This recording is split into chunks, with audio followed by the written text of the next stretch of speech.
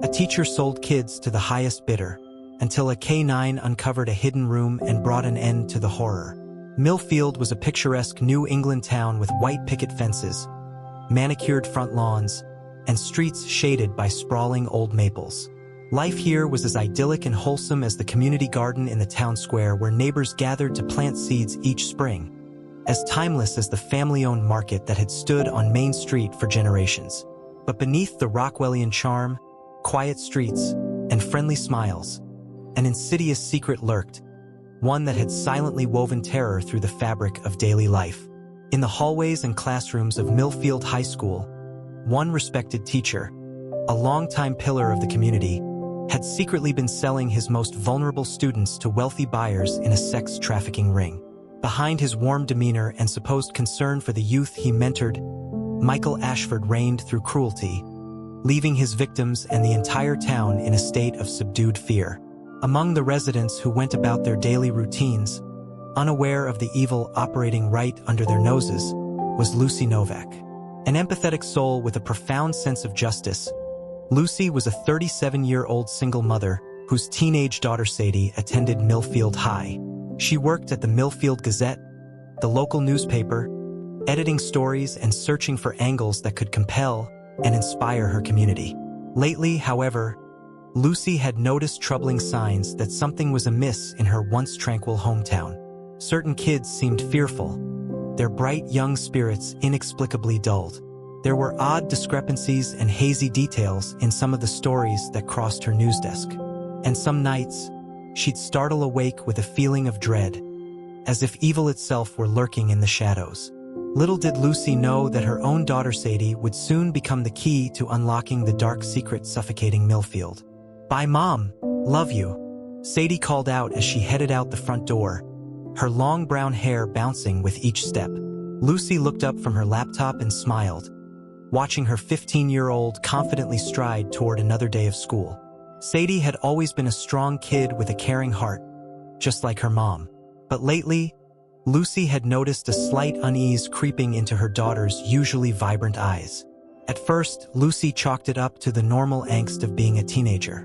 But as the weeks went on, Sadie grew quieter, her brow often furrowed in thought or worry. When Lucy gently probed if anything was wrong, Sadie would quickly change the subject or claim she was just stressed about upcoming tests. But a mother's instinct is rarely wrong, and Lucy couldn't shake the feeling that something more was troubling her child. She glanced over at the framed photo on her desk, taken last year at the Millfield Harvest Festival. In it, she and Sadie smiled brightly, arms around each other, the brilliant fall foliage a warm backdrop. What Lucy treasured most was the gleam of easy joy in Sadie's eyes then, a carefree glow that had been flickering of late. She vowed to herself to keep a closer eye on her daughter and a more attuned ear to any signs of distress. In her heart, she could feel a storm gathering and prayed she'd have the wisdom to navigate the dark clouds looming. At Millfield High, the bell rang and students streamed into the hallways, filling them with chatter and bustle. But in Mr. Ashford's classroom, the atmosphere was unsettlingly subdued. Sadie slipped quietly into her seat in the back row, avoiding the gaze of her history teacher as he slowly paced at the front of the room. Michael Ashford was a sturdily built man in his 50s with silver hair and piercing eyes that betrayed the darkness in his soul. He had been teaching at Millfield High for over 20 years and was well respected both in the school and the wider community. He coached the debate team, organized school fundraisers, and was known for the personal interest he took in guiding vulnerable students. But this supposed concern was a sinister mask for the horrifying operation he was running behind closed doors. As Ashford droned on about the American Revolution, cold sweat formed on Sadie's brow and her mouth went dry. She was one of Ashford's victims, having been sold multiple times by him to wealthy clients. She felt desperately alone, suffocating under the weight of the trauma, too terrified to speak up. She often thought of ending it all just to escape the nightmare. But a small, stubborn ember of hope still flickered in Sadie, telling her to hold on. She had started anonymously documenting what Ashford was doing to his victims, secretly determined to one day expose the truth and end his reign of terror. It was a dangerous mission, but one she felt deeply compelled to take on, Even as fear tried to extinguish her resolve. Little did she know that salvation would soon burst forth in the unlikeliest of forms. The Millfield police station sat in a nondescript building on the outskirts of town, a modest but dependable institution woven into the area's social fabric. Inside the station's cinder block walls, the atmosphere was unusually on edge, a current of tension charging the normally placid workplace. Two officers sat at a dented metal table, hunched over an image on a smartphone, trying to decipher its shadowy contents. One was a seasoned detective in his 60s with a graying mustache and heavy brow named Frank Mullins. The other was a 25-year-old earnest rookie fresh out of the academy named Tessa Kim. Between them sat their secret weapon, a 5-year-old German Shepherd K9 named Max, his intelligent gaze fixed intently on his human partners. The phone showed a grainy photo Tessa had snapped earlier while on patrol. In the image, Millfield high school teacher Michael Ashford appeared to be engaged in some kind of transaction with a known sex offender outside an abandoned warehouse. The context was damning. Mr. Ashford claims he was just there to tutor the man's kid. But it doesn't sit right with me, Tessa said, doubt and disbelief etched into her words. I've been hearing whispers about Ashford for a while now, rumors of inappropriate behavior with students. And now this. Frank nodded grimly, his expression dark with the weight of experience. We can't jump to conclusions yet, but I agree something feels very off. I think it's time we dig deeper into Millfield's golden boy teacher, starting with his house. We need to get a search warrant to look around, see if anything seems suspicious. Tessa nodded, a spark of determination in her eyes. She reached down and thumped Max on his side, prompting a low woof of agreement from the K9 officer. You up for some detective work, buddy? Max's tail wagged in eager affirmation, and a shared look of resolve passed between the trio. They all sensed that they were on the verge of unearthing something sinister. An unspoken vow passed between them to pursue the truth, no matter how dark it might be. Lives depended on it, and so the investigation began.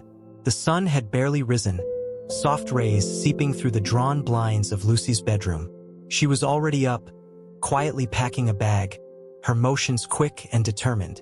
A mother's heart never rests, and Lucy's had been in an ever-tightening vice of worry for days now. Sadie hadn't been herself for weeks. The light that once danced so vibrantly in her daughter's eyes had vanished, replaced by a dull, haunted gaze. Then Sadie suddenly withdrew, conversation ceasing, an invisible wall rising between the once close-knit mother and child. The final red flag came when Lucy was doing laundry and found Sadie's favorite sweatshirt balled up in the corner, stained with dried blood. The teen claimed it was just from a nosebleed, but something in her voice rang false, stuttering over the lie. Lucy knew then that she had to do something, had to find out what atrocity was unfolding right under her nose. She refused to fail her daughter. Shouldering her bag, Lucy gripped a folder thick with notes, the product of days spent combing through discrepancies in local news stories and cold case files, correlating incidents and individuals centered around Millfield High and Michael Ashford. A coil of dread had settled in her gut as the puzzle pieces clicked into place, forming a nightmarish picture. Lucy strode to her car, started the engine and pulled out of the driveway, steeling her resolve. This ended today.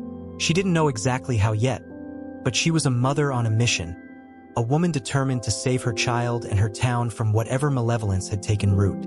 As she drove towards the police station, a prayer rose in her heart, for strength, for justice, and above all, for hope to prevail. The inside of Michael Ashford's house was as unremarkable as his facade of normalcy. Worn hardwood floors, walls cluttered with teaching accolades and smiling class photos showing no hint of the horrors he perpetrated. Detective Tessa Kim moved methodically through the living room, her keen eyes searching for anything that didn't belong. Across the hall, Detective Frank Mullins maneuvered his broad frame through Ashford's cramped study, sifting through piles of test papers and textbooks.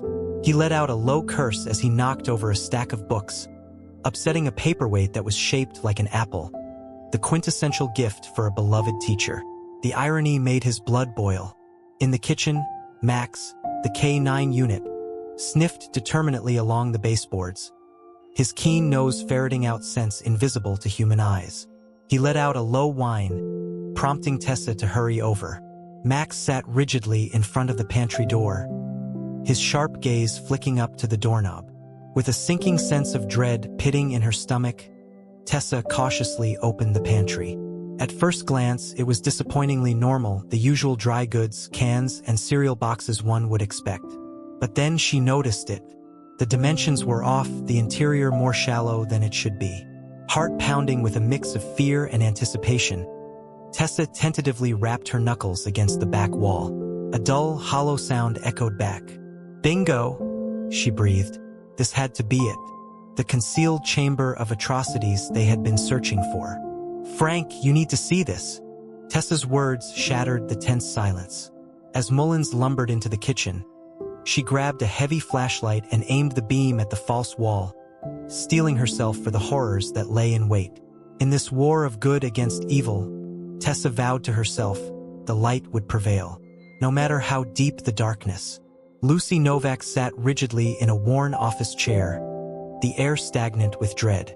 Across from her, perched grimly on the edge of a metal desk, was Detective Frank Mullins, his face carved with lines of exhaustion and smoldering anger. "Are you absolutely certain about this, Ms. Novak?" His voice grated, a desperate edge belying his attempt at procedural calm. Lucy met his gaze levelly, unflinching. "I've never been more certain of anything in my life." Trapped inside her chest, her heart pounded with a staccato rhythm of terror and rage. "That monster has my daughter, has had her for God knows how long." Each word seared like acid on her tongue. She watched as Mullins exchanged a loaded glance with the younger officer, Kim, who hovered near the door, her stance vibrating with barely restrained energy, like a panther coiled to attack. "And you're willing to testify to all of this? The discrepancies you found, the signs you noticed in Sadie's behavior, everything?" Mullins pressed. Lucy's gaze drifted to the police incident board behind him. A macabre collage of victims' faces, cold case reports, Ashford's smiling yearbook photo presiding obscenely over it all. "I'll shout it from the rooftops if I have to. I'll do whatever it takes to stop him, to save my little girl and every other child he's violated." Lucy's eyes flashed with flinty determination. She couldn't afford to break. Not now, even as a chasm of despair yawned inside her. She had to be strong, had to cling to hope, if not for herself then for Sadie. A burst of commotion shattered the charged air. Tessa rushed in, slightly breathless, her face alight with a wild, triumphant energy. "We found it, in Ashford's pantry, a hidden room just like the tip said." She locked eyes with Mullins. "It's all there. Photos, records, names. The guy documented everything. His own murderous scrapbook." The words hit Lucy like a punch to the gut. For a long, airless moment the room spun. Then a white-hot fury eclipsed everything else. She thought of her daughter, her brilliant, sensitive girl, trapped in Ashford's web. "Take me there," she bit out. "I need to see it. Need to understand what my child has endured." Her voice broke on the last word. Mullins hesitated, clearly torn.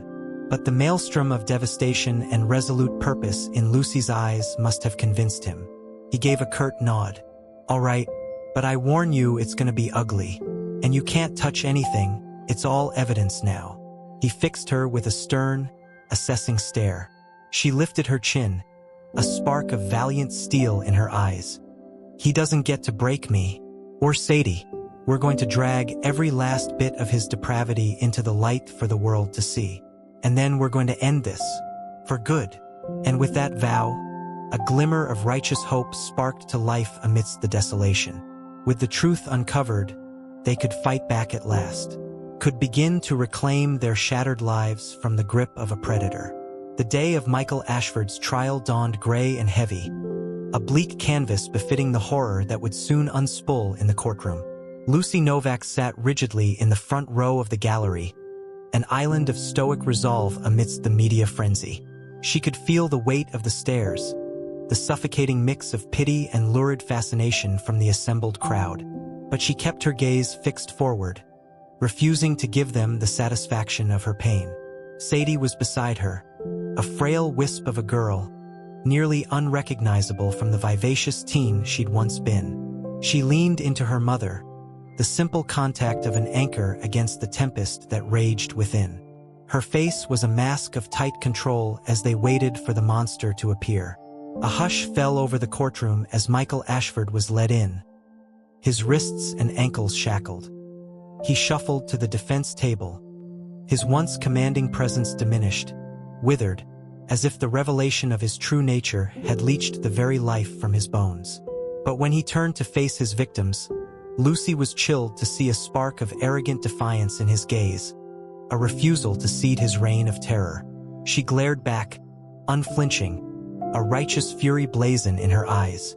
As the proceedings began, a grim-faced Tessa Kim took the stand, the composed voice of law and order.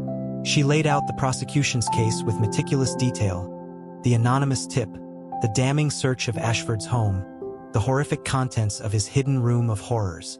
Her words painted a portrait of a master manipulator, a predator who had worn a mask of respectability to conceal his vile compulsions. But the true power of the moment came when Sadie rose on shaking legs, stepped up to the witness stand, and began to speak.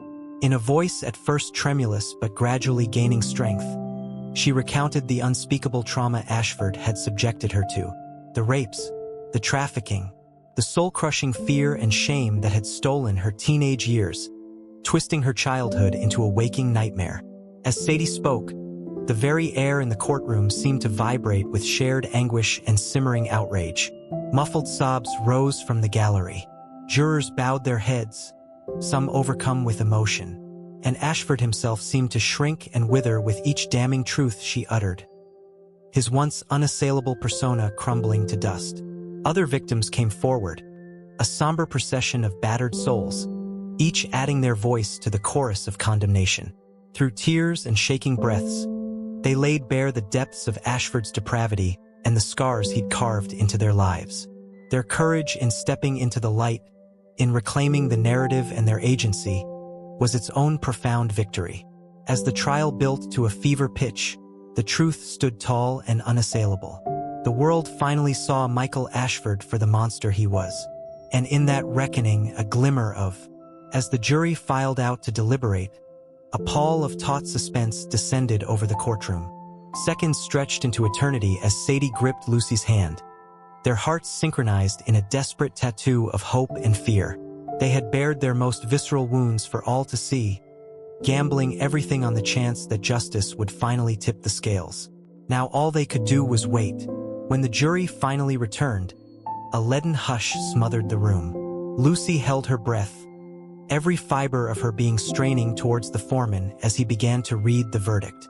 On the multiple counts of sexual assault of a minor, we find the defendant guilty. A tsunami of emotion crashed over Lucy. Relief, vindication, sorrow, rage, all tangled in a maelstrom that left her trembling. Beside her, Sadie let out a strangled sob, folding in on herself as if she could finally crumple under the weight of all she'd endured. Lucy gathered her daughter close as the litany of guilty verdicts tolled out like a funeral knell for the man who had once seemed untouchable. She felt power thrumming through her veins, the power of truth spoken, of collective outrage finding voice. The victory was bittersweet, forever tainted by the innocence lost, but it was more than they had dared hope for. As the bailiffs led a stony-faced Ashford away, a chorus of hushed exclamations rippled through the gallery. Some wept openly, others sagged in relief or murmured prayers. In the midst of the pandemonium, Lucy caught Detective Mullen's eye and saw her own exhausted triumph mirrored there. But she knew this was only the first battle in a longer war. They had unmasked the monster, but his victims still bore the scars. The community still reeled from his betrayal. True healing, she knew, would be a lifetime endeavor, a daily choice to cling to hope and each other. As she held Sadie, grieving for all her child had lost yet fiercely proud of her strength, Lucy vowed that she would be there every step of the way, a guiding light through the darkness. Together, they would learn to trust again, to open their hearts to joy and human connection. In the ashes of all Ashford had destroyed, they would plant seeds of new growth, tending to each other with love and faith in tomorrow. The road ahead was long, but Lucy knew now that their community was wreathed in a bedrock of resilience and grace. From this crucible of pain, they would rise. Changed, yes, battered and scarred, but she prayed stronger too, strong enough to build something new upon the ruins. In the wake of the trial, a silence both brittle and poignant settled over Millfield. The quaint rhythms of small-town life faltered as people grappled with the revelation that evil had lurked beneath the idyllic surface for so long. Parents hugged their children tighter, haunted by the knowledge of how close they'd come to losing them. Teachers, ravaged by guilt at having missed the signs, searched for ways to make amends. Students, newly wise to the shadows that lurked behind friendly faces, moved through their days with a wariness that broke Lucy's heart to witness. But amid the fractured rhythms, pockets of light began to emerge. The garden club that Lucy once poured her passion into became a haven for those in need of solace and connection. Women gathered there to plant sunflowers and dahlias, the vibrant petals a wordless symbol of resilience. Neighbors set up meal trains and carpools, forging new bonds as they nurtured each other through the fallout. And in living rooms and coffee shops, hushed conversations began to unspool as people shared their stories, daring to voice long-buried traumas in the safety of solidarity. At Lucy's urging, Sadie started seeing a therapist, unsteadily at first, armored in her protective silence. But bit by bit, she began to open up, to put words to the horror and let the poison bleed from her wounds. It was there, in the sacred space of a therapist's office, that Sadie first dared to contemplate a future beyond Ashford's shadow, to dream of who she could grow to be. As the weeks passed and the rawness scabbed over, Lucy watched her daughter take tentative steps towards wholeness. She threw herself into art, splashing her turmoil across canvas, and slowly opened to a tight-knit circle of survivor friends.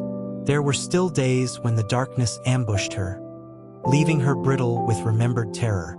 But more and more, laughter crept in too as Sadie relearned what it meant to be a teenage girl. For Lucy, helping Sadie heal became her northern star. She poured herself into learning about trauma recovery, determined that her child would have every resource to thrive. And in quiet moments, she realized that she too was rising from the ashes of all Ashford had shattered. Day by day, breath by breath, they rebuilt what he had destroyed. It was a labor of love and iron will, this forging of a new chapter, a new truth. But as they endured, Lucy took comfort in the certainty that the light in the world would always outlast the darkness. She saw it in every hesitant smile, every offered hand, every defiant bloom that pushed through concrete to greet the sun. The road ahead was long and perilous. There would be stumbles and relapses aplenty. But Lucy knew now that they were wrapped in a community of care, buffered by those who dared to stand in the breach against the lurking dark. In each other, they found a safeguard, a promise that even from the deepest wounds, new life could grow. As the calendar marched towards the first anniversary of Ashford's conviction, the atmosphere in Millfield began to shift. It was a gradual awakening, subtle as the first blush of spring after a brutal winter. But to Lucy's keen eye, the signs of renewal were everywhere. Laughter echoed through the hallways of the high school as students slowly dared to shed their armor. Teachers infused their lessons with messages of empowerment and truth-telling, nurturing a new generation of leaders. In the park where Lucy and Sadie spent so many afternoons in raw and aching silence, community events now blossomed. Picnics and poetry readings, art shows and impromptu concerts, each one a defiant celebration of joy in the face of darkness. And at the heart of it all, the survivors stood tall. No longer content to hide in the shadows, they stepped into the light as advocates and truth-tellers. They spoke at school assemblies and town halls, shattering stigma with their fierce courage. Sadie was among them, a quiet voice at first, tentative in her power. But with each telling, her conviction grew. She spoke of her scars, of the daily battle to reclaim her truth. She spoke too of hope, of the wild and beautiful life that beckoned beyond trauma's grasp. Her words kindled something in the hearts of those who listened, a flicker of recognition, a glimmer of solidarity. In the sharing of her story, Sadie wove threads of connection that spanned divides of age and background, united by the common cord of resilience. Beside her every step of the way was Lucy, a fierce lioness of a mother, a beacon of love ablaze.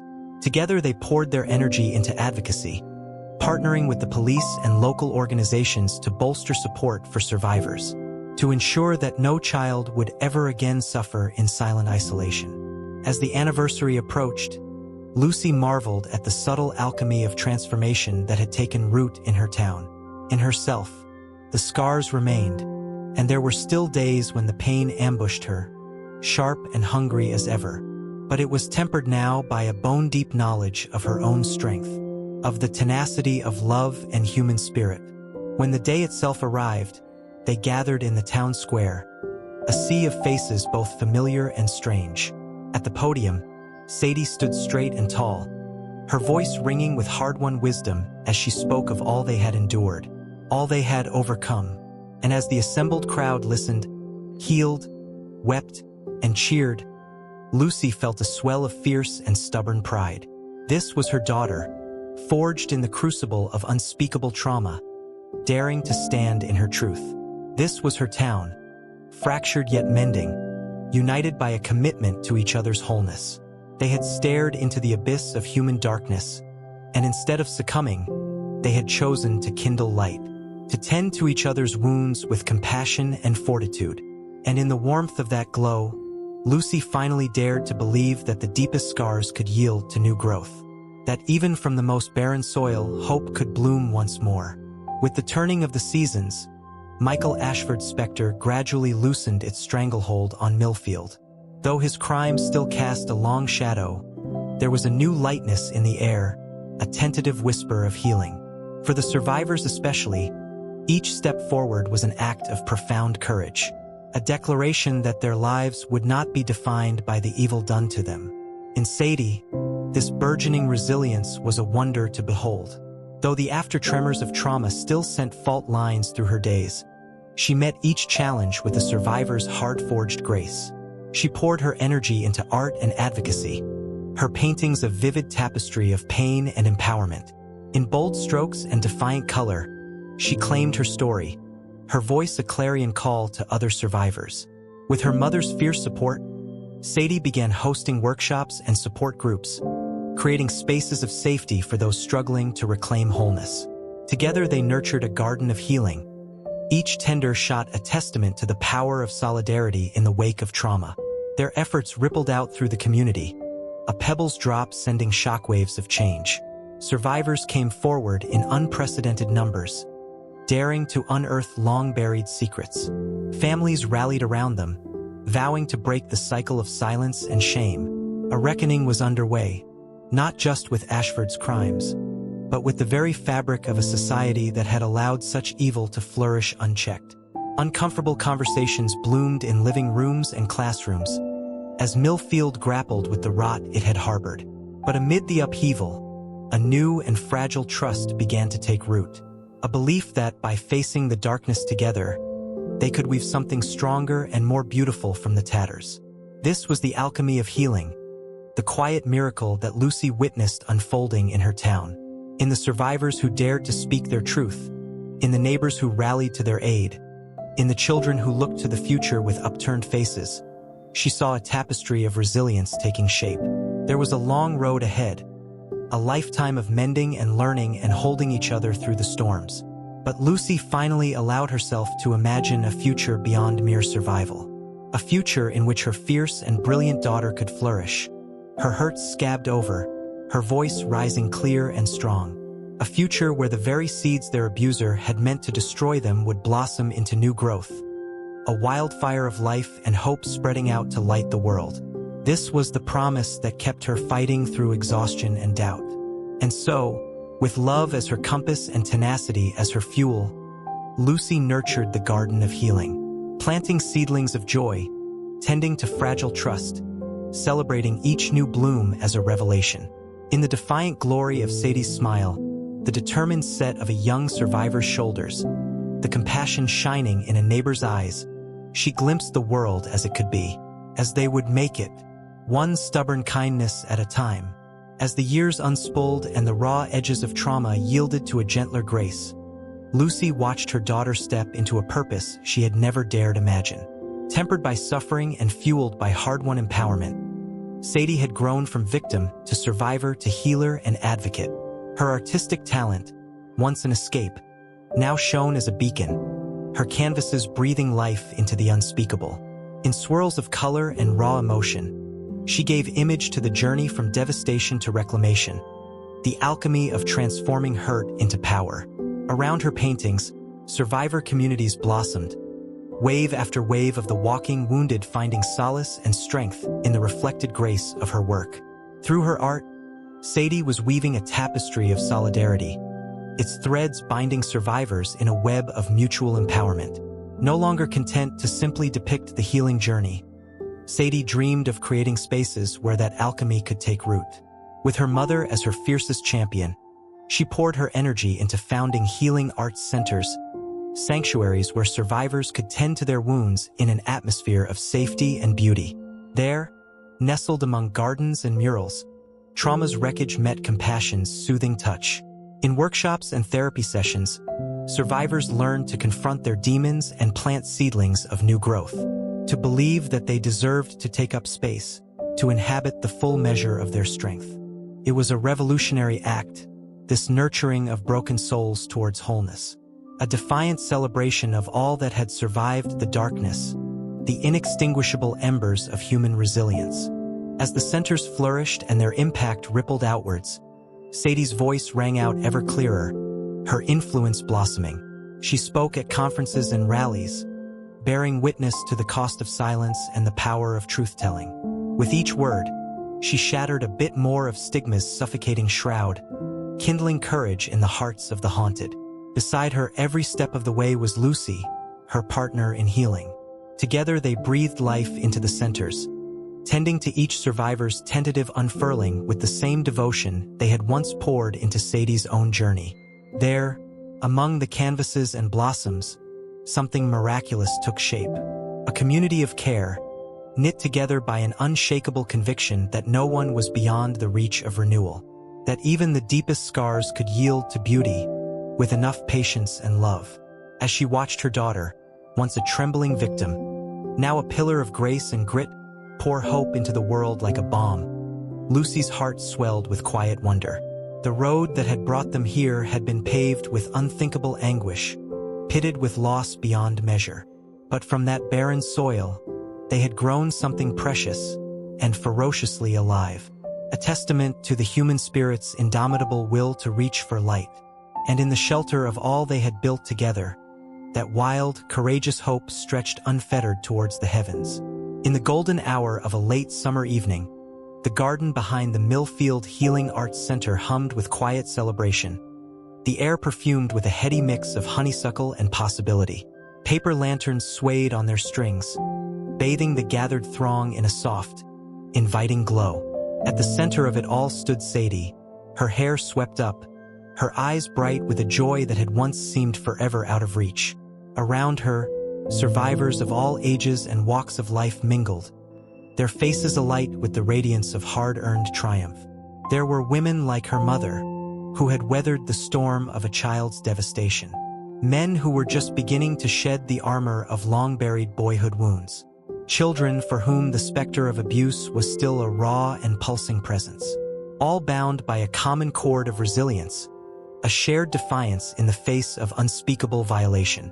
As twilight gathered and the hush of anticipation settled over the crowd, Sadie stepped up to the microphone, her voice ringing out clear and strong. Welcome, friends, to this celebration of survival, of reclamation, of the indomitable spirit that has brought us all here today. Her smile was a beacon, intimate and knowing. We are a garden of wild things. Once, we were buried in the dirt, suffocated by shame and silence. But we clawed our way into the light, grew tough and tangled in all the right ways. Lucy watched from the front row, her heart a riot of memory and emotion. She thought of the countless hours of tears and rage, the sleepless nights spent holding her girl as the demons shrieked and clawed, the faltering baby steps of progress, the breathtaking leaps of courage and grace. And she marveled at the woman her daughter had become, strong and rooted and always reaching for the sun. As Sadie spoke of the long arc from victim to survivor to healer, the battles won and the ones still to come, a hush of recognition rippled through the crowd. Her words were their words, her scars a roadmap of their own. In the grit and glory of her becoming, they saw themselves, fractured yet defiant, bowed but still stubbornly blooming. When the last echoes of her speech faded, they came to her in a flood, clasping her hands, pulling her into fierce embraces, breathing thank you and me too into the space between them. Each one an act of solidarity, a renewal of unspoken vows, to keep fighting, to keep holding each other's fragile, unfurling hope. And much later, when the last lantern had been